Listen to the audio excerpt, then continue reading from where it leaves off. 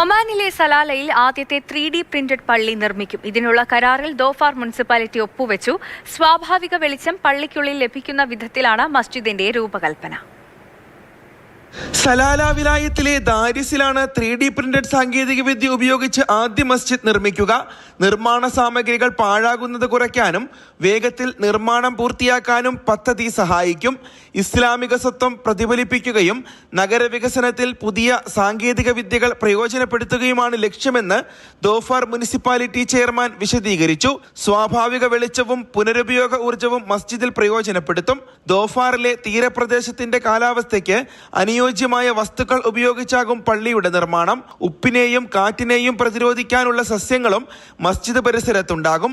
പകൽ സമയത്തെ സ്വാഭാവിക പ്രകാശം മസ്ജിദിനുള്ളിൽ ലഭിക്കുന്ന വിധത്തിലാകും ഓവൽ ആകൃതിയിലുള്ള പ്രാർത്ഥനാ hall.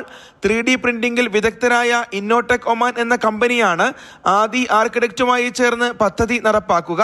Dhofar municipality chairman doctor Ahmed bin Muhsin al ഖസാനിയും engineer Yasir bin Sayyid al ബറാമിയും ചേർന്ന് ഇത് സംബന്ധിച്ച കരാറിൽ ഒപ്പുവെച്ചു. ഒമാനി കപ്പലിൽ നിന്നും പരമ്പരാഗത സുഗന്ധദ്രവ്യങ്ങൾ കത്തിക്കുന്ന പാത്രത്തിൽ നിന്നും പ്രചോദനം ഉൾക്കൊണ്ടതാണ് മസ്ജിദിന്റെ മിനാരത്തിന്റെ രൂപകൽപ്പന. Mathrubhumi news, Salalah.